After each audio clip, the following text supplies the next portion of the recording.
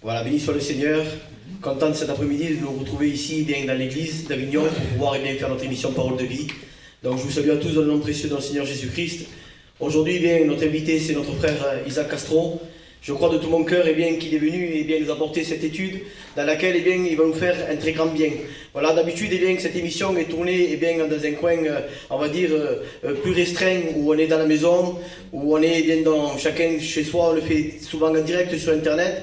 Mais là, nous sommes dans l'église, donc il y a des frères et des sœurs qui sont en train d'écouter cette émission. Et les frères, est-ce que vous voulez être bénis? Amen. Amen. Donc je crois de tout mon cœur que nous allons être bénis. Alors soyons bien attentifs aux questions qui vont être posées aux frères. Alors on va toutes les poser, d'habitude on ne les fait pas comme ça, mais aujourd'hui on va faire de cette manière, on va poser toutes les questions, puis on laissera la place à notre frère Isaac pour qu'il puisse nous répondre aux questions qu'on va lui poser. Bien sûr des questions selon l'étude. Et je crois de tout mon cœur que cela va ouvrir on va dire, il va ouvrir notre conscience. On a besoin d'être éclairé sur ce sujet. Ce sujet s'appelle les souffleurs et les tombeurs. Donc je crois réellement qu'on a besoin d'être éclairé sur ce point. Gloire au Seigneur. Alors, on va continuer à prier le Seigneur. Et on va redemander à l'ancien Silipon qu'il puisse de nouveau présenter ces moments. Amen. Parce qu'on a besoin de lui. Alors première question, mon frère Isaac, on te pose. Est-ce que le souffle existe-t-il?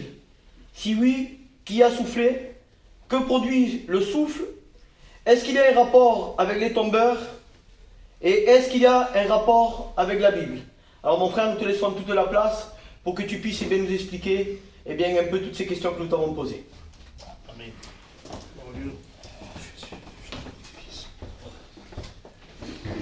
Voilà, bonjour à tous, que Dieu soit béni.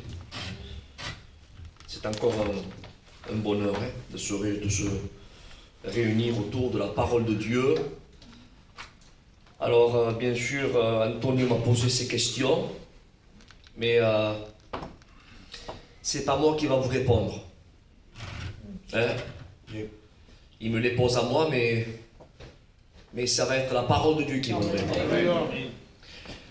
Parce que c'est plus sûr ce que je lis que ce que je dis. Amen. Amen. Alors ce que je vais vous dire, amen, n'est rien d'autre. Je ne vais pas tirer ça sur un stand, vous savez, quand il y a là, devant les Auchan ou les Leclerc, il y a des vracs qui sont là, vous savez, des produits qui sont soldés tout en vrac. Mais moi, je n'ai pas pris toutes ces questions dans ce bac. Ces questions, amen, et les réponses, bien sûr, qu'on va essayer de partager cet après-midi, elles sont tirées de la parole de Dieu. Amen. Que Dieu soit loué. Alors, avant tout, cette étude, amen, que j'ai écrite il y a un peu plus de 10 ans de ça. 10 ans, vous imaginez, le temps passe vite, 10 ans. J'ai fait cette expérience avec le Seigneur, je ne sais même pas pourquoi d'ailleurs. Mon cœur penchait là-dedans.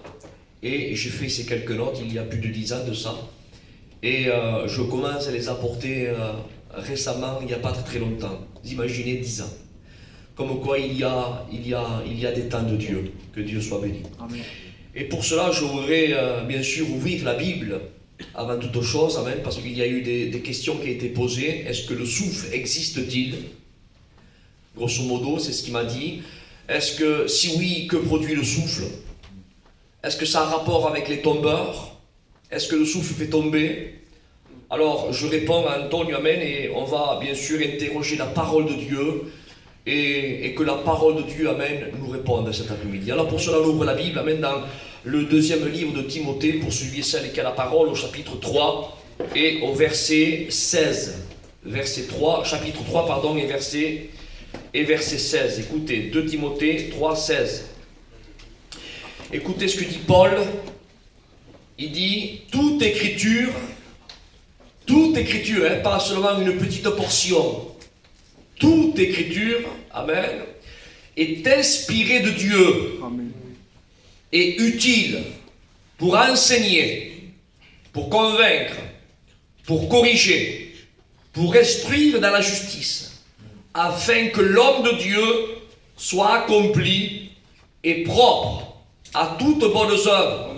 Chapitre 4, je t'en conjure, il parle à Timothée, devant Dieu et devant Jésus-Christ, qui doit juger les vivants et les morts. Et au nom de son événement et de son royaume, verset 2, prêche la parole, insiste en toute occasion, favorable ou non, reprend, censure, exhorte, avec douceur et instruction, car il viendra un temps où les hommes ne supporteront pas la saine doctrine, mais ayant la démangeaison d'entendre des choses agréables, ils se donneront à une foule de docteurs selon leurs propres désirs, détourneront l'oreille de la vérité et se tourneront vers des fables. Mais toi, sois sobre. Alléluia. Il s'adresse à toi cet après-midi. Amen. À chacun d'entre nous. Mais toi, amen, oui, toi, sois sobre. Que Dieu soit loué. Et nous voulons être sobres, mes frères et sœurs. Nous voulons être assis de la parole de Dieu et ne pas se laisser, amen, détourner ni à gauche ni à droite par des fables, par des suppositions, des imaginations et des contes de fées. On veut être, amen, conduit par ce qui est écrit dans la parole de Dieu. Amen. Amen. On va reprier le Seigneur. Amen. On va recourber nos fronts, fermer nos yeux. Et je vais demander aux responsables, amen, oui, je vais demander à Antonio de prier le Seigneur pour moi.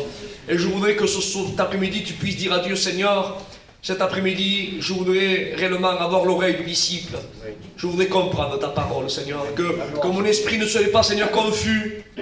Mais comme je puisse être ici, Seigneur, pour recevoir et réceptionner ta parole. On prie avec le frère, s'il vous plaît. Gloire à Dieu. Avant de commencer, j'avais fait cette recherche biblique, bien sûr, parce que vous savez qu'on a des familles qui sont, même que nous sommes ici en France, mais nous avons des familles qui sont dans cette nation d'Espagne. Et moi-même, j'ai de la famille là-bas qui est en Espagne.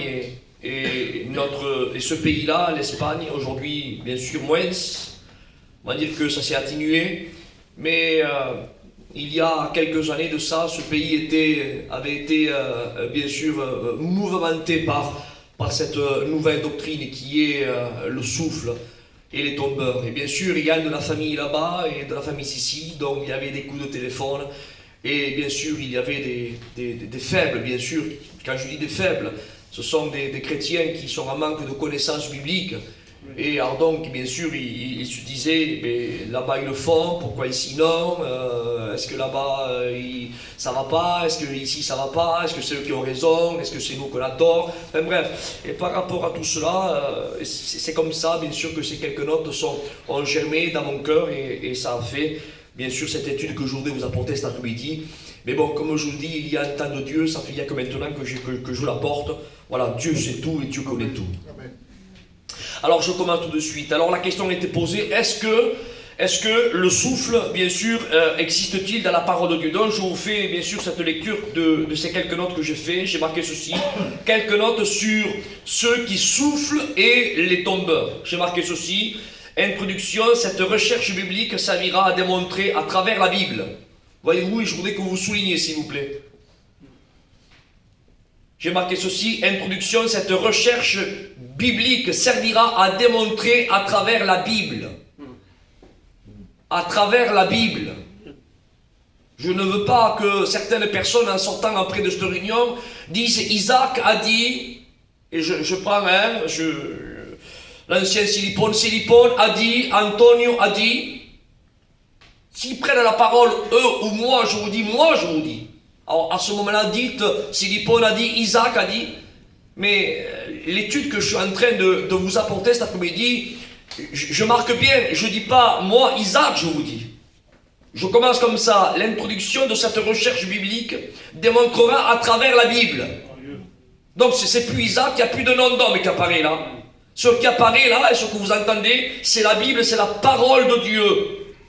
Que l'acte pratiqué, le souffle ainsi que le fait de tomber en arrière sur un sol inanimé n'est tout simplement, j'ai marqué comme ça, n'est tout simplement pas basé sur la Bible. Je le redis, d'accord? Parce qu'il faut que ça soit clair. On ne peut pas parler entre les dents. Il faut que ça soit clair dans notre esprit. Est-ce que c'est biblique? Est-ce que c'est pas biblique? Est-ce que je sais pas? Est-ce que oui, non, peut-être, non, non, non. J'ai marqué ceci, et on va y venir. Que l'acte pratiqué, le fait de tomber à la renverse, ou le souffle qui fait faire ces choses-là, j'ai marqué ceci, n'est tout simplement pas basé sur la Bible, sur notre Bible. Amen. Est-ce que vous comprenez ça? Parce qu'il y a d'autres Bibles. Excusez-moi de dire ceci, mais les démons aussi ont leur Bible. Mais notre Bible à nous, notre Bible, celle qui est inspirée de Dieu, le texte que je viens de lire là, de Timothée 3,16, toute écriture est inspirée de Dieu. La Bible, la parole de Dieu, amen, eh bien, n'est tout simplement pas basée sur la Bible. J'ai marqué ceci, regardons dans la parole, amen, pour répondre à la première question, qui a soufflé dans la Bible et est-ce que le souffle existe-t-il? J'ai marqué ceci, premier point. Regardons ensemble qui a soufflé et est-ce que le souffle existe-t-il? Donc il faut des bases bibliques. Et le premier texte, amen, dont on le trouve dans l'après-midi de la Genèse, au chapitre 2, verset 7, il dit « L'Éternel Dieu forma l'homme de la poussière de la terre. » Et je voudrais que vous prêtiez attention à ce détail qui reviendra dans la suite de la lecture. « Il souffla dans ses narines. » Et retenez ce mot, s'il vous plaît, il. Vous savez que la conjugaison, ici, chez nous en France, on commence comme ça, elle a un début, on commence comme ça, on commence en disant « je, tu, il ». Quand on commence la conjugaison en France, c'est comme ça qu'on la nomme. On fait « je, tu, il ». La conjugaison en hébreu, il la commence à l'envers, eux. Ils disent « il, tu, je ». Alors nous, bien sûr, on ne comprend pas. Nous, on dit « je, tu, il ». Mais si eux, ils la disent à l'envers, c'est parce qu'il y a une signification spirituelle. Et la signification spirituelle, c'est que le « je », c'est le moi. Le « tu », c'est le prochain. Et le « il », c'est Dieu. Et la conjugaison hébraïque, elle commence comme ça « il ». Parce que dans la parole de lui, il est écrit, tu serviras, tu adoreras le Seigneur l'Éternel, ton Dieu, et à lui seul. Il, le premier servi, c'est lui, c'est il, c'est Dieu. Amen. Tu, le prochain, et je, bien sûr, c'est le moi. Et là, retenez ce détail de la parole. L'Éternel Dieu forma l'homme de la poussière de la terre, et il, pas je, pas tu. Il souffla dans ses narines un souffle de vie et l'homme devient une âme vivante. Il souffla, c'est-à-dire que c'est Dieu qui souffla. Continuons. Deuxième texte biblique. Ézéchiel chapitre 37, verset 1er. Ce chapitre nous parle de la vision de la vallée des ossements desséchés qui est le rétablissement d'Israël. Mais lisons le verset 9. Il me dit, il parle bien sûr au prophète Ézéchiel. Il, tout voyez-vous encore, une autre fois encore, voyez, il, pas tu ni je, il. Il me dit, prophétise et parle à l'esprit. Et l'esprit, là, il est question, bien sûr, du Saint-Esprit parce qu'il y a un grand E. Vous savez que dans la Bible, quand il y a un petit E, c'est pas l'esprit de Dieu. Et quand il y a un grand E, c'est l'Esprit de Dieu. Et là, c'est pas écrit avec un petit E, c'est un grand E. Donc, il dit, alléluia, il dit, et prophétise, et parle à l'Esprit, prophétise, fils de l'homme, et dit à l'Esprit, ainsi parle le Seigneur l'Éternel, Esprit, viens des quatre vents, et souffle sur ces morts et qu'ils revivent. Et j'ai marqué ceci, note, ici, il est question du Saint-Esprit. Pourquoi tu dis qu'il est question du Saint-Esprit? Parce que premièrement, amen, il y a un grand E, et de plus, amen, il est question de Dieu parce que l'homme dit, il dit à l'esprit des quatre vents. C'est l'omniprésence du Saint-Esprit, parce que le Saint-Esprit, seul Dieu est omniprésent. L'esprit des quatre vents. Que Dieu soit loué, qu'à lui soit la gloire. Amen. Et il dit, il ordonna, enfin, il leur dit, et le Saint-Esprit, et l'Esprit a soufflé. Remarquez la note, je voudrais un petit détail que je n'ai pas marqué dans l'étude, mais je voudrais le dire comme ça. Si Dieu aurait voulu que l'homme souffle, c'était l'occasion favorable là. Il aurait pu dire, l'Éternel aurait pu dire à Ézéchiel, Ézéchiel souffle. Il n'aurait pas pu le dire, le Seigneur? À un prophète. C'était pas un homme quelconque, c'était Ézéchiel, l'homme de Dieu. Il aurait pu lui dire Ézéchiel. Vous savez que Dieu a parlé plusieurs fois avec Ézéchiel. Quand il a voulu parler au peuple, certainement il dit Ézéchiel, va chez toi. On va t'allonger sur ton lit, on va attacher tes mains, tes pieds, je collerai ta langue à ton palais. Et Ézéchiel dit oui, d'accord. Certainement il dira Ézéchiel, je vais prendre celle qui fait le délice des cieux de ta femme par une mort soudaine. Et comme ça je parlerai au peuple. Et Ézéchiel dit oui, Seigneur. Croyez-vous que Dieu n'aurait pas pu dire Ézéchiel, souffle-toi? Mais non. Il ne dit pas à Ézéchiel de souffler. Non, non. Il dit, dis à l'esprit des 4 vents. Dis-leur. Dis. Amen, qui souffle. Alléluia. Et l'esprit des 4 vents, l'omniprésence, qui est l'esprit. Amen. Qui est Dieu. Et le mot esprit, on va aller un petit peu dans l'hébreu. Le mot esprit dans le texte hébreu, se dit rouach. Et le mot rouach veut dire aussi l'esprit de Dieu. C'est le même mot qui est dans le livre de la Genèse au chapitre 1er verset 2. L'Esprit de Dieu se mouvait au-dessus des eaux. C'est le même mot rouach. Nous retrouvons le même mot dans Genèse 3, chapitre 6 verset 3. Alors l'Éternel dit, mon esprit, vous voyez, c'est pas l'esprit de l'homme, hein. Il dit mon esprit, c'est encore le mot rouach. Ça veut dire, amen, que ça soit, amen, quand Dieu dit, mon esprit, le rouach, là, ou alors quand l'esprit se mouvait au-dessus des eaux, c'est le même. C'est le même esprit, amen, dans le texte hébreu, que l'esprit, amen, que Ézéchiel a dit à l'esprit de souffler. C'est le même esprit. Donc ça veut dire, amen, que ce n'est pas l'esprit de l'homme. Ce n'est pas quelconque esprit, non, non. C'est-à-dire que c'est vraiment le Saint-Esprit qui a soufflé. Il faut que ce soit clair dans nos têtes.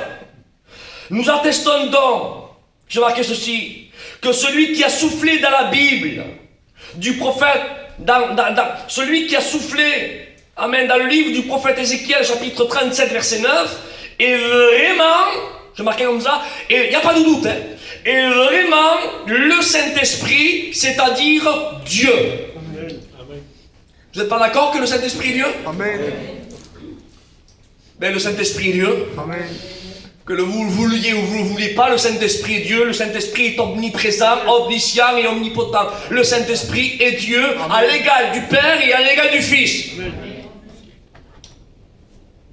Alors je continue. Alors, premier point, qui a soufflé dans la parole de Dieu?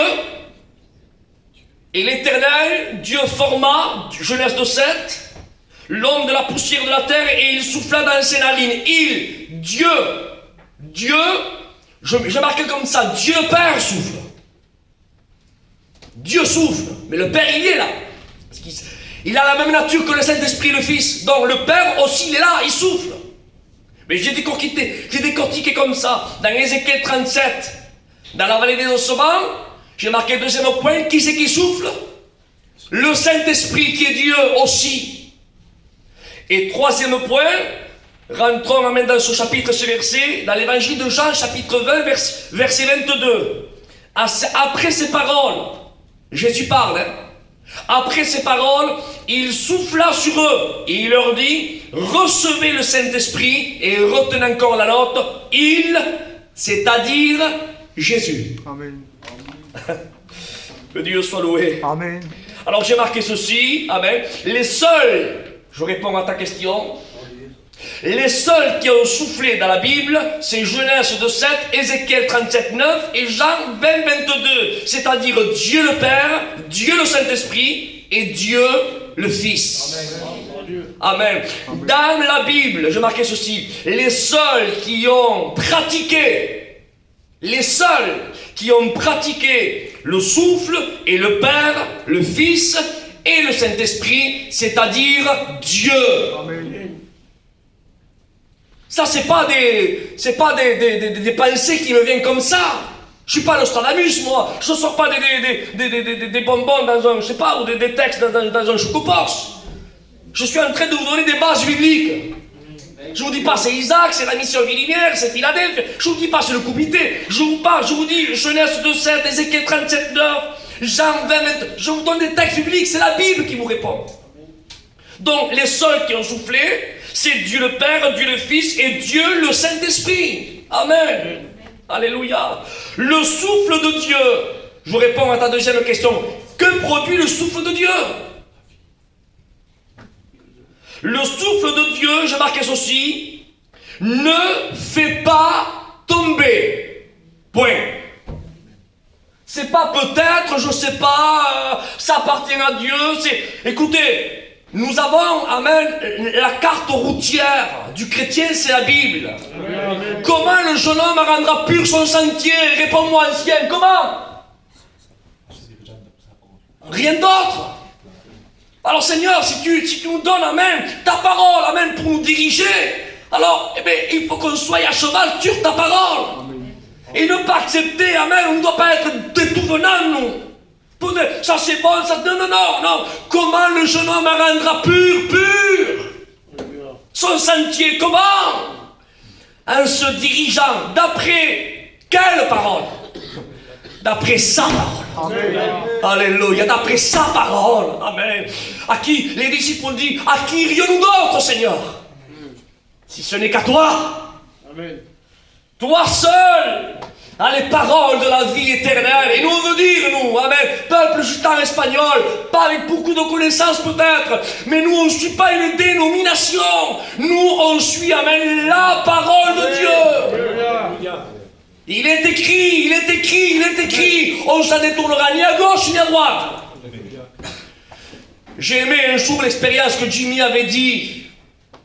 Il était au Chou, la première école biblique, là-bas au château, dans le Loiret, et à un certain moment, il était là dans son bureau, et il est rentré un étudiant, puis décidé, vous savez, il voulait sa réponse sur sa question. Et il rentre à l'intérieur du bureau, bien sûr, il frappe, donc Jimmy dit rentre, et quand il rentre, il dit voilà, frère Jimmy, je voudrais que tu me répondes à cette question. Et Jimmy, bien sûr, avec son cœur, bien sûr, il lui a donné la réponse à sa question. Et le garçon, le témoignage nous dit, c'est Jimmy qui nous l'avait raconté, il dit que ce garçon étudiant, il a retroussé son chemin, il est parti quoi. Et quand il a fermé la porte, avant de refermer la porte pour partir, bien sûr, il s'est stoppé, il a tourné les épaules, il a regardé Jimmy à nouveau, il lui a dit, frère Jimmy, il dit, la réponse que tu m'as donnée là, c'est toi qui me la donnes ou c'est la Bible qui me le dit? Et Jimmy l'a regardé, il dit, mon fils, c'est la parole de Dieu. Il dit, ah bon, je préfère. Et il est parti. Tout ça pour dire, et cette expérience m'avait impacté à un tel point que je vous la raconte aujourd'hui, moi. On ne veut pas suivre une dénomination, on ne va pas suivre un mouvement, on ne va pas suivre une famille, on ne va pas suivre le rythme d'un tel ou d'un tel. Nous, alléluia, on n'est pas des enfants. Est-ce que vous comprenez ça? On est lucide, on a la tête sur nos épaules. C'est pour ça que nous avons été, c'est pour ça qu'on a été baptisés. On a accepté le baptême, personne ne nous a pris par le col de la chemise, baptise-toi par force, non. C'est un engagement personnel.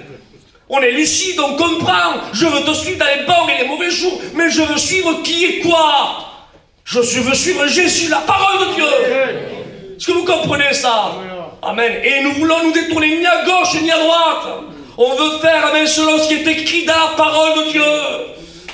Même qu'il y a une grande majorité qui suivent peut-être les choses tortueuses, même qu'on restera une petite minorité, c'est pas grave ça. Amen. On ne suit pas la masse, amen. On suit la parole. Amen. Parce qu'aujourd'hui, malheureusement, il y a des personnes qui suivent la masse, ou alors on suit le copinage. Oui, mais regarde là, c'est pas, mais tant pis, on le fait. Non, mais nous on le fait pas. Nous, si c'est écrit, on le fait. C'est pas écrit, on le fait pas. Mais dans le cas de la Bible, il y a un point d'interrogation. Alors là, écoutez, à chacun sa conscience. Mais quand la Bible se prononce, amen, on fait selon ce qui est écrit dans la parole. Alléluia, je continue, d'accord? Amen. Il est bientôt 5 heures, tu vois, je crois qu'avec une heure, on aura passé. Je vais tourner juste la première page. Que Dieu soit loué. Remarque que je suis bavard. Hein. Mais bon, quand on passe derrière, qu'on parle de lui. Comme disait Paillon, amen, on en parle le jour et on en rêve la nuit. Gloire au Seigneur, donc je continue. Amen, alléluia. Le souffle de Dieu j'ai marqué ceci, ne fait pas tomber. Lisons. Ah, c'est bien ça, c'est beau ça. C'est sûr ce que tu fais là, Isaac. Tu dis pas regardons, tu dis lisons. Et on lit, parce qu'il est plus sûr ce que je lis que ce que je dis. Amen. Alors lisons dans la parole de Dieu. Genèse, toujours le même chapitre, hein. Il y en aura d'autres, mais on va continuer avec celui-ci. Genèse 2:7. Adam était à terre. L'Éternel ne l'a pas créé debout. Il était à terre. Et il souffla le souffle de Dieu, amen, et lui donne la vie. Et le souffle, qu'est-ce qu'a fait Adam? Il a remis sur pied. Voyez-vous, Dieu, le Père, Dieu souffle sur Adam, amen, et Adam, amen, s'est tenu ferme sur ses chevilles. Que Dieu soit loué. Amen. Continuons. Reprenons encore ce chapitre d'Ézéchiel 37:9. La vallée des ossements desséchés. Le prophète dit à l'esprit des 4 vents, souffle sur ses os. Les os étaient déparpillés, secs, déjointés. Et le Saint-Esprit souffle sur les os. Et résultat, tous les os ont repris vie. Ils se sont réunifiés. Au contraire de certains qui souffrent, parce qu'il n'y a pas, s'il n'y a pas une personne qui les retient derrière, croyez-moi, les os ne vont pas rester très très consolidés les uns avec les autres. Hein. Bien au contraire, ils vont se briser. C'est pour ça qu'il faut les retenir. Tandis que là, non. Là, les os qui étaient complètement là, desséchés, désunifiés, il dit que les os se sont réunifiés et ils ont repris vie. Verset 10. Je prophétisais conformément à l'ordre qu'il m'avait donné. Alors l'Esprit entra en eux et ils reprirent vie. Et ils se sont tenus, c'est marqué comme ça dans la Bible, et ils se sont tenus, il dit, sur leurs pieds. On peut discuter ce texte, non? Par Dieu. Est-ce que c'est discutable? C'est clair, net, précis, limpide, transparent. C'est de l'eau cristalline. Il aurait pu marquer, il reprirent vie, puis c'est tout. On peut reprendre vie allongée. Mais là non, ils reprirent vie. C'est bon, non? Mais le texte continue. Et ils se tenirent fermes sur leurs chevilles. Amen. La Bible ne nous laisse pas, vous savez, dans un esprit flouté. C'est clair, que Dieu soit loué. Amen. Je continue, vous permettez? J'ai dit, remarquez, amen, ici les questions du Saint-Esprit, le souffle, amen. Le souffle, ceux qui furent à terre furent relevés, et ils sautèrent sur leurs pieds par le souffle du Saint-Esprit, c'est-à-dire par Dieu. Alors, Dieu le Père, Genèse 2:7, Adam se tient debout. Dieu le Saint-Esprit, il souffle, la vallée des ossements, ils se tenèrent fermes sur leurs chevilles. Et maintenant, lisons dans Jean chapitre 20, verset 22. Eh oui, il faut aussi toucher ce texte parce qu'on l'a lu. Le Fils aussi a soufflé. Alors lisons ce texte-là. Après ces paroles, il souffla sur eux et il leur dit, recevez le Saint-Esprit. J'ai marqué ceci, note, ici, lorsque Jésus souffle sur les disciples, la Bible ne mentionne pas qu'ils tombèrent en arrière ou de n'importe quelle autre manière. La seule manière dans la Bible où l'on fait référence de tomber, c'est-à-dire de tomber en se prosternant le visage à terre et non à la renverse. Je continue. J'ai marqué ceci, on va y revenir. Hein. J'ai marqué ceci, pensez. Jésus, retenez ce texte-là, Jean 20, 22, il souffla sur eux, il leur dit, recevez le Saint-Esprit. Qu'est-ce qui s'est passé? Je vais vous donner la réponse, mais avant de vous donner la réponse, je rentre là, j'ouvre une petite parenthèse. Retenez ceci, je sais que vous êtes assis dans la parole de Dieu, et que vous êtes intelligent, et vous allez me la remettre sur table, de toute façon. Isaac, redis-moi, hein, Jean 20, 22, je vais vous le dire, pour l'instant, il a dû vous le dire. J'ai marqué ceci, j'ai marqué, pensez, Jésus n'aime pas ceux qui restent allongés par terre. Il n'aime pas ceux qui restent allongés par terre. Pourquoi je dis qu'il n'aime pas? Vous comprendrez bien que je ne parle pas de l'âme, mais de la position qui est l'image de la défaite négative. Quel exemple biblique! Et après je reviens sur le texte de Jean 20, 22. J'ai marqué sur quelques exemples bibliques comme quoi Jésus, amen, n'aime pas quelqu'un qui tombe à la renverse ou qui reste par terre, inanimé. Jésus n'aime pas. Regardez, texte dans la parole de Dieu, Matthieu chapitre 8, verset 14. Jésus se rendit ensuite à la maison de Pierre et il vit la belle-mère de Pierre qui était là, ici couchée de la fièvre. Il lui toucha la main et la fièvre la quitta. Puis, le texte dit, puis elle se leva et elle est servie. Je continue, hein. verset 51. Lorsqu'il fut arrivé à la maison, il ne laissa personne entrer avec lui, sauf Pierre, Jean et Jacques, ainsi que le père et la mère de l'enfant. Tous pleurèrent et se lamentèrent sur elle. Alors Jésus dit, ne pleurez pas, car elle n'est pas morte, mais elle dort. Ils se moquaient de lui, sachant qu'elle était morte. Mais il fit tout sortir, prit la jeune fille, amen, par la main, et il dit d'une voix forte, mon enfant, lève-toi. C'est des détails de la parole. Mais comment, amen, ça appuie, alléluia, amen, ça appuie, amen, cette grande vérité biblique, comment, quoi, Dieu, Jésus et le Saint-Esprit n'aiment pas que les personnes, amen, soient et restent dans une position négative, qui est allongée, morte, inanimée. Mon enfant, lève-toi. Son esprit revient à elle, et elle se leva immédiatement. Jésus ordonna qu'on lui donne à manger. Amen. Je continue et je reprends le texte, amen, de Jean 20, 22. Je sais que vous l'avez dans la poche, vous allez me le redire. Note, vous remarquerez que le toucher ou la parole de Jésus sont toujours, je dis bien toujours, pour redresser, comme la belle-mère de Pierre, ou pour dire, lève-toi, comme la fille de Jairus. Continuons, Actes chapitre 26, versets 15 à 16. Je répondis, qui es-tu, Seigneur? Et le Seigneur dit, je suis Jésus, celui que tu persécutes. Verset 16. Mais la voix me dit, lève-toi et tiens-toi debout. Ce n'est pas seulement un texte parmi 3 millions de lettres. C'est texte dans la Genèse, texte dans Ézéchiel, texte dans Matthieu, texte dans les Actes. Il y a toutes des histoires et des faits bibliques qui sont là pour relater comme quoi Dieu, son souffle et son toucher toujours pour relever. Amen. Et il lui dit ceci au verset 16, quand c'est la conversion de Saul, qui s'est converti plus tard en Paul. Et il lui dit là, Saul, au verset 16, il lui dit, mais lève-toi, lève-toi. Pourtant, Paul a été béni. Pourquoi tu dis ça, Isaac? Parce qu'il dit qu'une lumière lui est apparue, et dans cette lumière, une voix s'est fait entendre en langue hébraïque. Saul a entendu le discours, enfin la parole en langue hébraïque, et quand il était par terre, cette voix, la parole lui a dit, mais lève-toi!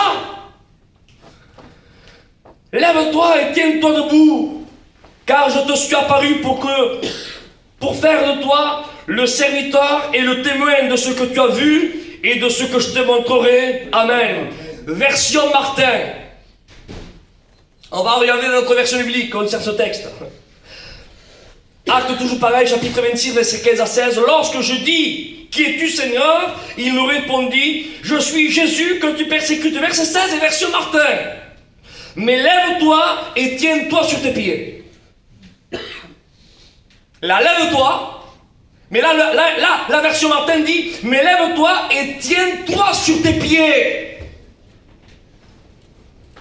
Que Dieu soit béni, à lui soit la gloire. Remarquez, j'ai marqué ceci, remarque, alors je mets mon nom.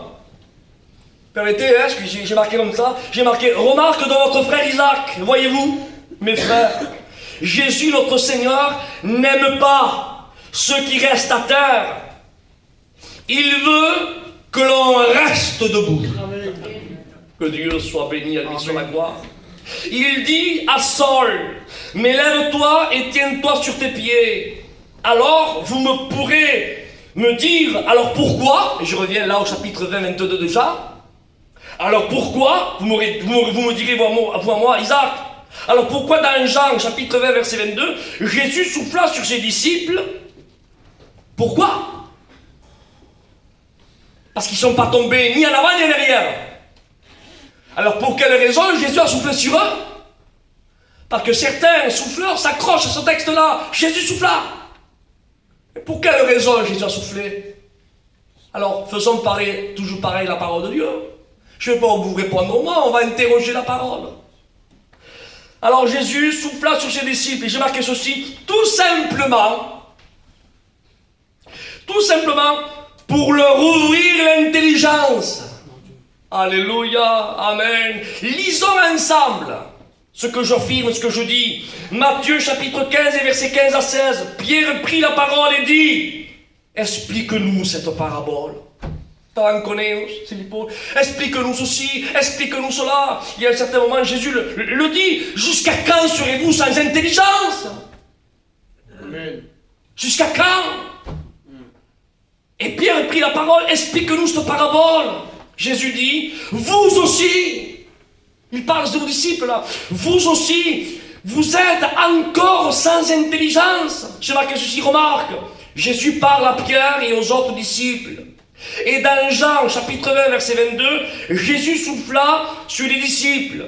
Il faut savoir, attention, ça c'est une remarque aussi biblique, et le fait historique. Jésus n'a pas soufflé sur les disciples dans Jean 5. Jésus n'a pas soufflé sur les disciples dans Jean au chapitre 18. Non. Parce que Jean 5 et Jean 6, Jean 7, Jean 8, jusqu'au chapitre 18, Jésus n'était pas mort sur la croix. Donc il avait du temps. Et comme il avait du temps, donc il ne soufflait pas. Il n'avait pas encore besoin de souffler sur eux. Mais quand Jésus a soufflé, c'est dans Jean 20. Et dans Jean 20, qu'est-ce qui s'est passé dans Jean 20? Un chapitre avant, au chapitre 19, verset 30, il baissa la tête et rendit l'esprit. Jésus est mort. Et 3 jours après, il est ressuscité. Et là, on arrive dans Jean 20. Ce n'est pas Jésus avant la crucifixion, c'est Jésus après la résurrection. Donc Jésus sait qu'il va rester encore quelques jours avec les disciples. Et qu'il fallait qu'il parte à l'ascension, il fallait qu'il parte sur les monts des Oliviers, il fallait qu'il parte. Et les disciples n'allaient pas rester orphelins, mais ils allaient recevoir le Saint-Esprit qui est le consolateur. Amen. Mais Jésus, qu'est-ce qu'il a fait avant de partir au ciel? Il souffla, amen, il souffla sur ses disciples pour leur ouvrir l'intelligence. Et tu me diras, Isaac, comment tu sais que c'est pour l'intelligence? Comment tu le sais? C'est écrit dans la parole de Dieu. Dans Job au chapitre 32 verset 8. Mais en réalité, dans l'homme, c'est l'esprit, le souffle du Tout-Puissant qui donne de l'intelligence et la capacité de comprendre. C'est marqué dans la parole de Dieu ce que je vous dis là. Écoutez, on continue. Oui, Jésus a soufflé pour leur donner de l'intelligence. Que Dieu soit loué. La Bible nous démontre clairement que les seuls, je reviens, que les seuls qui ont soufflé, amen, sont le Père, le Saint-Esprit, amen, et le Fils, pour restaurer, pour relever, pour donner la vie et pour tenir ferme sur ses chevilles. Ça, c'est la parole de Dieu. Que Dieu soit loué, à lui soit la gloire. J'ai marqué ceci. Voyons ensemble dans la Bible comment tombent ceux qui appartiennent à Dieu. La question est ceci: que produit le souffle de Dieu? Et est-ce qu'il y a un rapport avec les tombeurs? Eh bien, je vous ai démontré avec la parole de Dieu que le souffle de Dieu ne fait pas tomber. Bien au contraire. Non, il faut que ce soit clair. Bien au contraire, le souffle de Dieu relève. Amen. Le souffle de Dieu restaure. Amen. Le souffle de Dieu, quand c'est divisé, on est réunis. Le souffle de Dieu fait tenir ferme sur ses chevilles. On ne peut pas faire dire autre chose à la parole.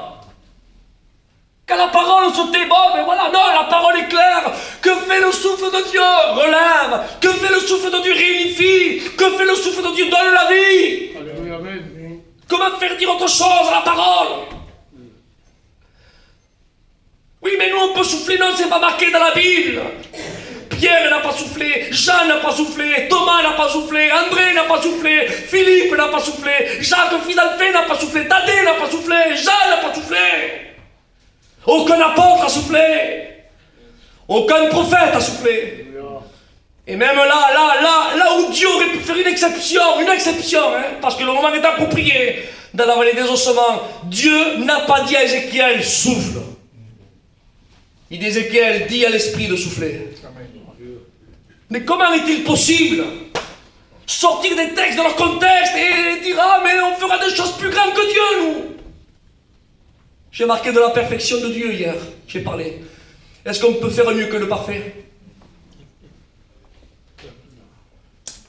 Et Jésus dit, vous ferez des choses plus grandes. Mais plus grandes en quoi, mes frères? On peut faire plus grand que le grand, nous?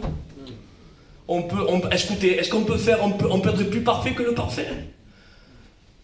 On peut faire des choses beaucoup plus spectaculaires que le spectaculaire même. Comprenez ce que je dis? Mais quand Jésus a parlé comme ça, c'est parce qu'il savait qu'il était limité. Limité par rapport à son corps et à sa mission. Est-ce que vous comprenez ça? Tandis que nous, amen, aujourd'hui, avec les moyens de commotion, on n'a pas de limite. On peut prendre les trains, on peut prendre les avions, on peut prendre les bateaux, on peut sillonner le monde, le globe à long et à large. On peut prêcher, écoutez, aux pygmées d'Afrique, aux Indiens, aux tribus amazoniennes, on peut prêcher aujourd'hui. Or, que Jésus à l'époque, non, il était dirigé là à son peuple. Parce qu'il fallait qu'il accomplisse la parole de Dieu. On ira plus loin, humainement parlant, les pieds sur terre, pour prêcher l'évangile plus loin, oui. Mais pas plus grand que lui. Comprenez, pas plus grand. Il est écrit dans l'évangile de Jean que s'il faut remarquer tous les miracles que Jésus a fait, il en faut des livres. C'est écrit dans l'évangile de Jean, ce que je vous dis. Je ne le sors pas de la poche, c'est écrit dans la parole de Dieu. Et entre vous et moi, Dieu est omniscient, il sait tout. Dans tout ce que Dieu a laissé dans la parole, il aurait pu nous laisser quand même un petit texte, allez, pas beaucoup, un demi-texte. Ah, mais un quart. Comme quoi, Jean, il aurait voulu souffler, mais après, voilà, il avait pas assez d'air, peut-être qu'il n'a pas soufflé. On aurait pu s'accrocher là, il voulait souffler, mais il n'a pas pu, il était fatigué.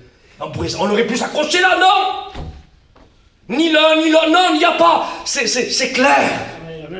Que Dieu soit béni, je continue. Alors, on récapitule. Qui a soufflé dans la Bible? Dieu le Père. Qui a soufflé dans la Bible? Dieu le Fils. Qui a soufflé dans la Bible? Dieu le Saint-Esprit. Que fait le souffle de Dieu le Père, Dieu le Fils et Dieu le Saint-Esprit? Relève, restaure, fait tenir ferme sur ses chevilles. Amen. Et maintenant, amen, on rentre dans un autre point. Voyons ensemble dans la Bible comment tombent ceux qui appartiennent à Dieu. Parce que la tombée, est-ce qu'elle est aussi dans la Bible? Oui, elle y est. Mais il y a deux sortes de tombées. Il y a le tombage qui est positif et il y a le tombage qui est négatif.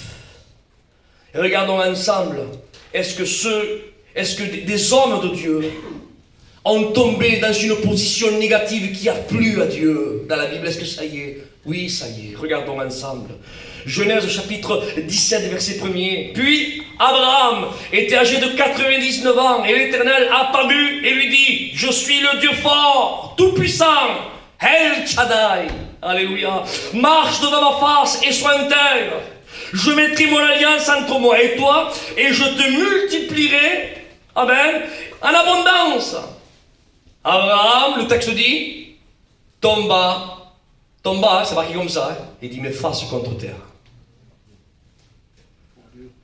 C'est marqué comme ça. C'est pas marqué, il tomba. Non, c'est précisé. Comme c'est précisé, ils se tenirent fermes sur leurs chevilles. Ils se levèrent, ils se tenirent fermes sur leurs chevilles. Et là c'est pareil, il tomba, oui, mais il dit face contre terre. C'est précisé, pour pas, le Seigneur ne voulait pas même que ses enfants ils aient une connaissance floutée, parce que Dieu savait dans son omniscience qu'il y allait avoir des esprits séducteurs, des doctrines de démons, il le savait. Et étant l'alpha et l'oméga, étant hors du temps, il nous a laissé sa parole, pour pas qu'on s'en détourne ni à gauche ni à droite, pour pas qu'il y ait d'ambiguïté. Pour pas qu'on ait une connaissance avec remplie de brouillard, endoctrinée par l'un ou l'autre. Non. Il nous a laissé l'éclaircissement, la véracité de la parole de Dieu, la lumière de la parole. Comme a dit David, il dit ta parole est une lampe à mes pieds et une lumière sur mon sentier. Que Dieu soit béni et Dieu soit glorifié. Il tomba, oui, mais face contre terre. Je continue, amen. Nombre chapitre 20, verset 6. Alors Moïse et Aaron se retirèrent devant l'assemblée à l'entrée du tabernacle d'assignation. Et le texte dit, et ils tombèrent sur leur face, et la gloire de l'Éternel apparut. Abraham tomba face contre terre, Moïse et Aaron tombèrent face contre terre. Lisons maintenant le livre de Josué au chapitre 5, verset 14. Et il dit, non, mais je suis le chef de l'armée de l'Éternel. Alléluia, amen, parce que Jésus, amen, apparaissait, l'ange de l'Éternel, c'était une théophanie, c'était Jésus qui descendait, si vous préférez. Et là c'est pareil, c'était Jésus, on appelle ça une théophanie. Et le texte dit, amen, Josué pose une question, et bien sûr, il répond, l'ange dit, non, mais je suis le chef de l'armée de l'Éternel, qui suis venu, amen, maintenant. Et Josué, le texte dit, se jeta sur son visage à terre, et se prosterna, et il lui dit, qui est, amen, qui est ce que mon Seigneur dit à son serviteur? Comment Josué est tombé, une fois de plus, le visage contre terre, se prosternant. Lisons encore un autre chapitre. Daniel, au chapitre 8, verset 16. J'ai entendu la voix d'un homme au milieu d'un fleuve, du Laï. Il a crié à Gabriel, fais comprendre à celui-ci qui il a vu. Verset 17. Il est alors venu près de l'endroit où je me trouvais, terrifié à son approche.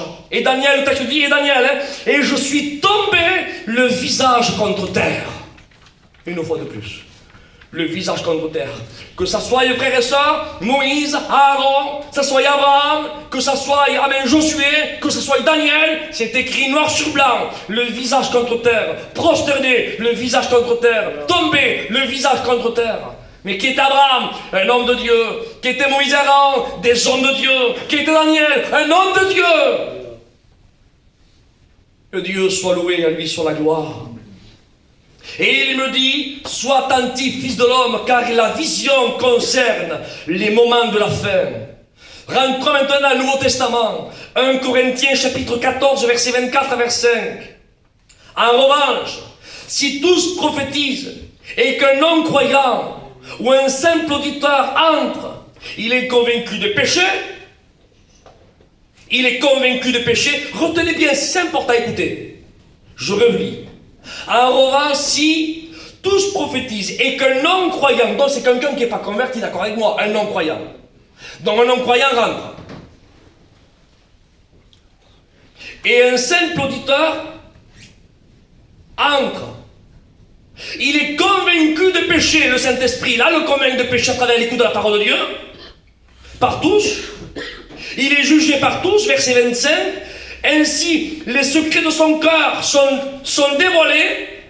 En quelques mots, il est convaincu de péché, de justice, de jugement, un non-croyant. Il est dévoilé par la parole de Dieu, amen. Et le texte dit, et il tombera alors le visage contre terre pour adorer Dieu. Ça veut dire, amen, frères et sœurs, quelqu'un qui n'est pas habité, qui n'est pas possédé par des démons, des ténèbres. Quelqu'un qui a son âme noircie par le péché, qui est perdu, et qui vient à la réunion, et il écoute la parole de Dieu, il s'assoit, le prédicateur prêche, le Saint-Esprit, amen, à travers la parole, le convainc de péché, de justice, de jugement. Il est là, il se sent, amen, il se sent dévoilé à travers la parole de Dieu, amen. Il accepte le Seigneur, il se repent, et le fait, amen, qu'il se repent, qu'est-ce qui se passe? Il tombe le visage contre terre. Amen. Il naît de nouveau, et il adore Dieu. Alléluia, que Dieu soit béni, et à lui soit la gloire. Alléluia. Apocalypse chapitre 1er, verset 16 à 17. Il tenait dans sa main droite 7 étoiles, et de sa bouche sortait une épée aiguë à 2 tranchants, et son visage était comme le soleil lorsqu'il brille dans toute sa force. Verset 17. Quand je le vis, je tombai à ses pieds. Jean n'est pas tombé loin des pieds, hein, parce que les pieds sont là, les pieds. Il ne faut pas tomber comme ça, être à ses pieds. Hein. Pour tomber à ses pieds, il faut tomber le visage contre terre. Et c'est ce qui s'est passé une fois de plus. Que Dieu soit béni, à lui soit toute la gloire. Amen. J'ai marqué ceci, remarquez. Je vous ai donné quelques exemples bibliques pour que vous puissiez lire et comprendre. Je remarque, je dis toujours ceci, hein, pour que vous puissiez, amen, lire. Que vous puissiez lire et comprendre que tous ceux qui ont fait la rencontre avec Dieu et qui lui appartiennent tombent, mais pas de la même manière.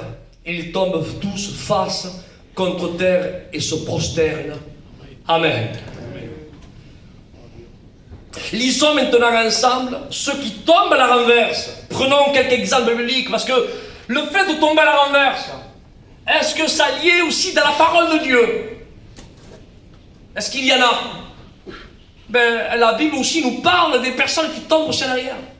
La Bible en parle, Seigneur. Alors on va, et toujours pareil, écouter la parole, qu'est-ce qu'elle nous dit? Lisons ensemble ceux qui tombent à la renverse. Prenons quelques exemples bibliques. Marc chapitre 9, verset 20. Dès que l'enfant vit Jésus, l'esprit l'agita avec violence. Il tomba et il se roulait par terre en écumant. Là, c'est pas écrit il se jeta face contre terre pour l'adorer. Non, non. C'est pas écrit le visage contre terre. Là, c'est écrit, amen, qu'il tomba et l'esprit l'agita. Et il le roula. Il dit en écumant. Mais pourquoi l'enfant agissait comme ça? Parce qu'il dit qu'il était possédé et l'esprit qui était dans cet enfant, l'esprit l'agita. Est-ce que vous comprenez? C'est une force qui est contraire à la lumière du Christ. Que Dieu soit béni. Et quand il y a une force contraire à celle du Christ, eh bien, c'est comme deux aimants quand vous les retournez. Ça ne peut pas s'assembler, mais au contraire, bien au contraire. C'est pour cela que l'esprit l'agita, en roulant, en écumant. Est-ce que vous comprenez ça? Je continue. Jean chapitre 18 et verset 6. Lorsque Jésus leur dit « C'est moi »,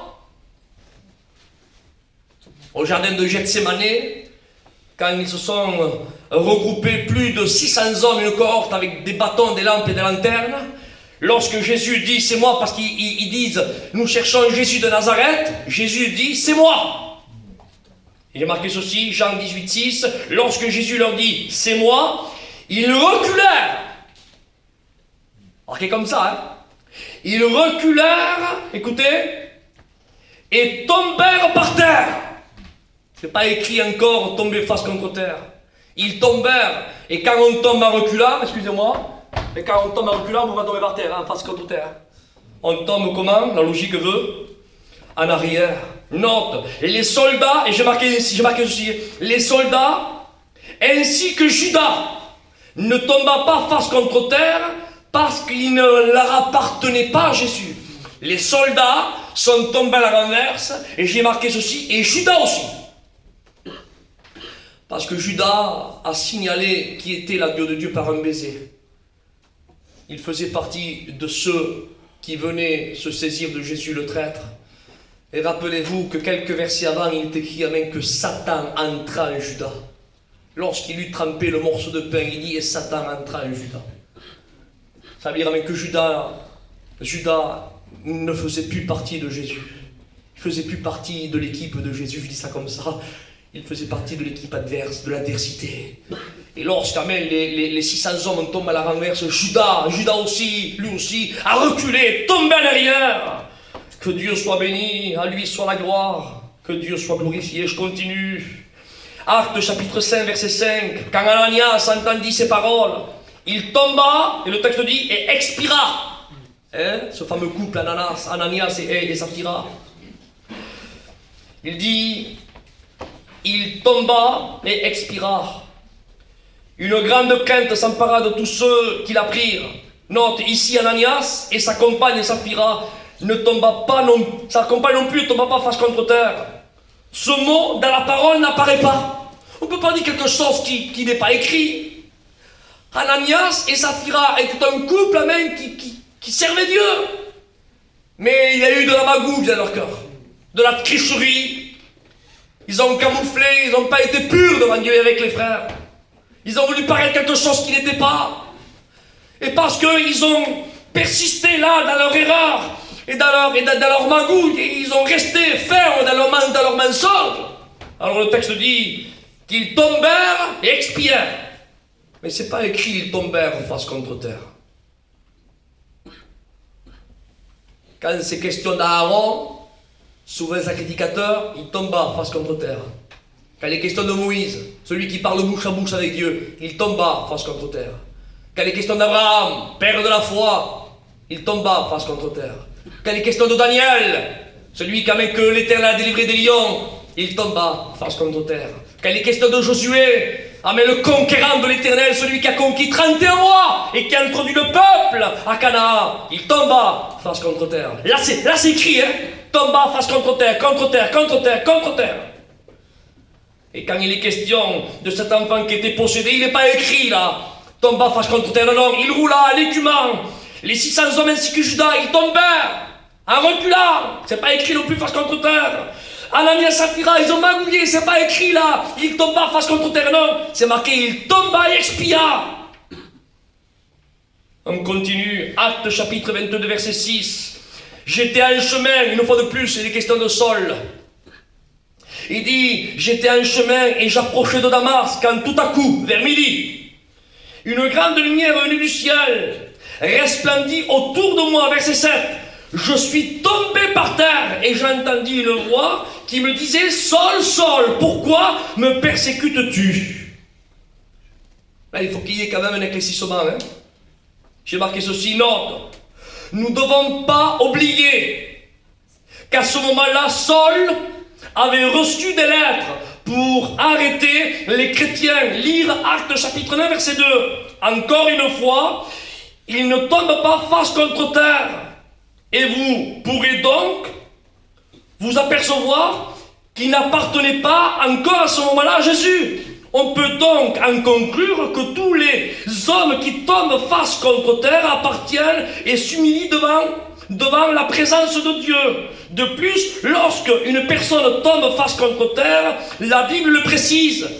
Je récapitule. Quand Saul de Tarse est tombé par terre, la Bible ne dit pas qu'il tomba face contre terre. Et oui, parce que Saul de Tarse n'appartenait pas à Jésus à ce moment-là. C'était un persécuteur. Rappelez-vous le qu'a dit Jésus, pourquoi me persécutes-tu? Il avait des lettres pour emprisonner des chrétiens de Damas. Et il faisait route là-bas pour persécuter le corps du Christ. C'était un persécuteur. Et comme c'était un persécuteur, donc c'était une force contraire à celle de Dieu, à celle de Jésus. Donc, ne faisant pas partie de Jésus, donc le texte dit, il tomba. Mais comment?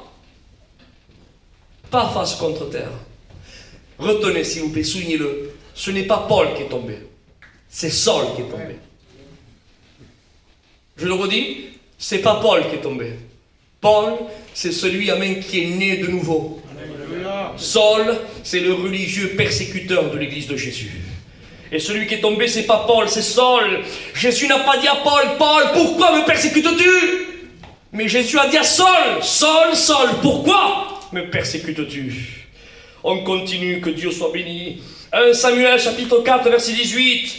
Ils avaient à peine fait mention de l'arche de Dieu qu'Élie tomba à la renverse, c'est écrit, de son siège à côté de la porte, et il se brisa la nuque et mourut. C'est écrit noir sur blanc. Voyez-vous, mes frères, dans ce verset, on peut voir que le fait de tomber à la renverse est un signe de mort. Et la Bible précise, à la renverse. Ce n'est pas un jugement que je fais, mes frères. C'est juste une observation biblique. J'ai marqué ceci, pensez. Croyez-vous que ce soit une coïncidence que Dieu, dans ces versets, précise à la renverse? Laissez-moi vous le rappeler. Vous rappelez avec Dieu, il n'y a pas d'hasard. Dieu connaissait déjà, dans sa sagesse, les temps que nous vivions actuellement. Il savait d'avance que de tels hommes qui soufflent et qui disent que le fait que de tomber à la renverse, c'est une action bénie de Dieu, viendrait avec cette pratique. Croyez-vous que Dieu ne le savait pas? Croyez-moi, lorsque Dieu a permis que nous ayons ces versets avec cette précision et ces exemples qui parlent d'Élie, qui tombe à la renverse et qui meurt, Dieu a voulu nous dire que ce n'est pas une bénédiction, mais bien au contraire, cela mène à la mort. J'ai marqué ceci, 1 Samuel chapitre 28, verset 18. Tu n'as pas obéi, dit la parole, écoutez, tu n'as pas obéi à l'Éternel, tu n'as pas fait sentir à Amalek l'ardeur de sa colère. Voilà pourquoi l'Éternel te traite aujourd'hui de cette manière. Verset 20, aussitôt, Saül tomba à terre de toute sa hauteur. Encore un autre verset qui appuie et qui affirme, amen, la parole de Dieu et ses grandes vérités bibliques.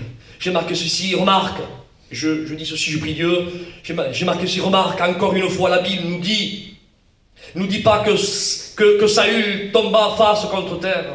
Voilà, mes bien-aimés, frères, je pourrais vous donner encore beaucoup d'autres exemples bibliques, mais je crois que cette recherche sera amplement, je marque ceci, excusez-moi, mes mots, amplement suffisant pour faire comprendre à certaines personnes que le souffle et l'acte de tomber à la renverse n'est tout simplement pas, j'ai marqué ceci, j'ai mis le pied dedans, je continue, n'est tout simplement pas de Dieu, j'ai marqué. Amen. Amen. Ce sont, et là j'ai mis un mot fort que je m'abstiens de dire, allez, c'est tout simplement de Dieu, et tout ce qui n'est pas de Dieu, mais vous savez de qui ça vient. Ça vient des hommes. Proverbe chapitre 30 et verset 6. Il est écrit ceci: n'ajoutez rien à ces paroles. Amen. C'est clair, Seigneur. N'ajoutez rien à ces paroles. Que voulez-vous qu'on ajoute de plus à la parole? Alléluia. C'est écrit dans la parole. Et c'est l'homme sage qui a écrit ceci, Salomon, qui avait reçu la sagesse de Dieu. Il dit, Proverbe 36, n'ajoutez rien à ces paroles.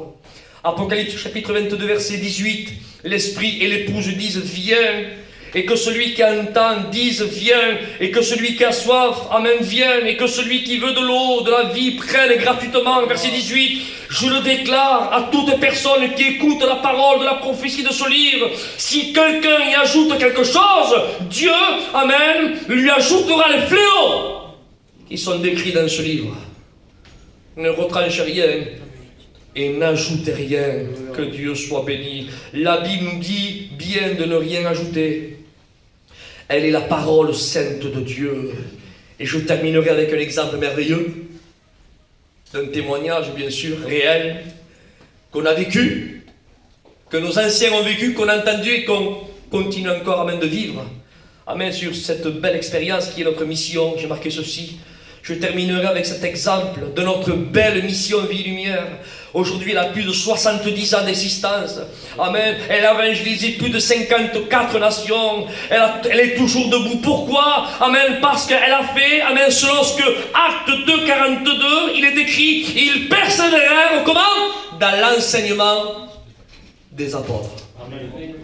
Une belle mission que nous avons aujourd'hui, elle frôle, je crois, les 3000 prédicateurs. Plus de 260 lieux de culte, presque, je crois, un peu plus même. Évangéliser plus de 54 nations, 70 ans d'existence. Par rapport à des missionnaires de chez nous, amen, ils sont allés en Espagne. Aujourd'hui, en Espagne, il y a presque, je crois, plus de 4800 prédicateurs. Certains m'ont dit 6000, enfin bref, plus de 4800, c'est sûr.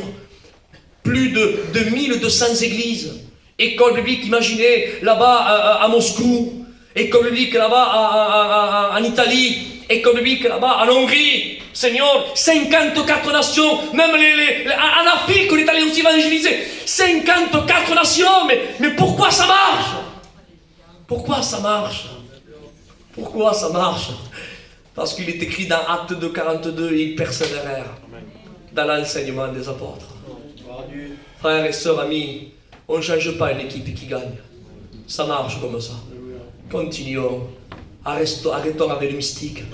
Arrêtons, amen, avec toute cette guirlande qui semblerait que, oh, il y a quelque chose de nouveau. Non, frères et sœurs, la parole de Dieu n'a pas besoin de tout ça.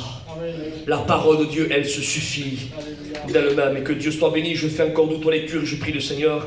Et on priera le Seigneur. Écoutez, s'il vous plaît. J'ai marqué ceci. Romains chapitre 15 et verset 4. Or, tout ce qui a été écrit d'avance l'a été pour notre instruction, afin que par la persévérance et par le réconfort que donne, quoi? Que donne qui? Que donnent les Écritures. Ça nous réconforte, moi les frères, de savoir qu'elle a dit, tu as un tel, bon voilà, mais moi ça me réconforte quand elle me dit, Isaac, c'est comme ça. Si, Seigneur, oui, c'est comme ça. Seigneur, ça va pas, je suis... Mais c'est comment, Seigneur? C'est écrit comme ça, écrit comme ça, écrit comme ça. Il dit, amen, que la parole de Dieu, amen, Romains 15, 4, le réconfort que donnent les Écritures, nous possédons l'espérance. Que Dieu soit loué. Et je continue en train de lire ce texte, amen, qui nous a servi de tremplin pour introduire la parole de Dieu. 2 Timothée 3,16, toute écriture est inspirée de Dieu et utile pour enseigner, pour convaincre, alléluia, pour corriger. Parce que la parole de Dieu est là aussi pour corriger. On ne doit pas fermer les yeux à l'erreur. On doit corriger, mais pas corriger, vous savez, avec un esprit de jugement pour... Non, c'est toujours pour rectifier, pour gagner. Est-ce que vous comprenez ça? C'est pas pour faire du mal, mais le contraire, c'est pour corriger, pour instruire. Amen, dans la justice. Voilà, mes frères, le texte de la fin. Ça, j'ai marqué ce texte comme ça. Voilà ce texte de la fin, enfin que c'est par ces quelques notes. Amen, je crois de tout mon cœur qu'on a été fortifié, éclairci peut-être pour certains. Attends, le but de cette étude, amen, c'est de démontrer avec la parole de Dieu, amen, que ceux qui ont raison, ce n'est pas les hommes. Ceux qui ont raison, celui et celle qui a raison, c'est la parole de Dieu. C'est elle qui a raison. Est-ce que vous comprenez? Et j'ai marqué ce mot de la fin. Alors pour ceci, écoutez, c'est moi qui l'ai marqué. J'ai marqué le psaume chapitre 18, verset 13. Et qu'est-ce qu'il y a marqué dans ce psaume chapitre 118, verset 13? Il dit, tu me bousculais. Il dit, pour me faire tomber. Tu me bousculais pour me faire tomber. Et le texte continue en disant, il dit, mais l'Éternel m'a secouru. Tu me bousculais pour te faire tomber. Il dit, mais l'Éternel n'a pas gagné. L'Éternel m'a secouru. Parce que Dieu ne veut pas qu'on tombe. Il veut qu'on reste debout. On se lève, s'il vous plaît, et on prie le Seigneur. Notre Père et notre Dieu, nous te remercions pour ta parole et cet enseignement biblique, Seigneur, dans lequel, Père, on a été richement bénis d'avoir entendu ce qu'on a entendu. Seigneur, et nous voulons faire partie de ceux qui ne se laissent pas séduire, Seigneur, par ces discours, Seigneur, persuadeurs des hommes, qui essayent, Seigneur, oui, de nous éloigner de la doctrine de la parole. Nous voulons, Seigneur, oui, rester fermes selon ce qui est écrit. Et Seigneur, nous ne broncherons pas. Nous ne voulons pas, Seigneur, déplacer les bornes anciennes. Nous ne voulons pas, non, Seigneur, nous voulons rester. Et nous voulons persévérer dans l'enseignement des apôtres. Et nous voulons rester fermes selon ce qui est écrit. Amen, car toi-même, Christ, tu l'as dit au diable. Il est écrit, et il est écrit. Seigneur, si toi-même tu l'as dit, tu nous as laissé l'exemple, Seigneur. Et on veut dire, nous, Seigneur, à ceux qui nous écoutent, il est écrit. On veut dire, Seigneur, oui, aux ténèbres, il est écrit. Et nous voulons dire, Seigneur, aux contradicteurs, il est écrit. Et nous ne voulons pas dire, Seigneur, on a raison, non. Mais on veut dire, Seigneur, il est écrit. Car celui qui a raison, c'est la parole de Dieu. Que ton nom soit béni. Dans le nom glorieux de ton Fils. Amen. Je laisse la place à Antonio et que Dieu vous bénisse. Amen.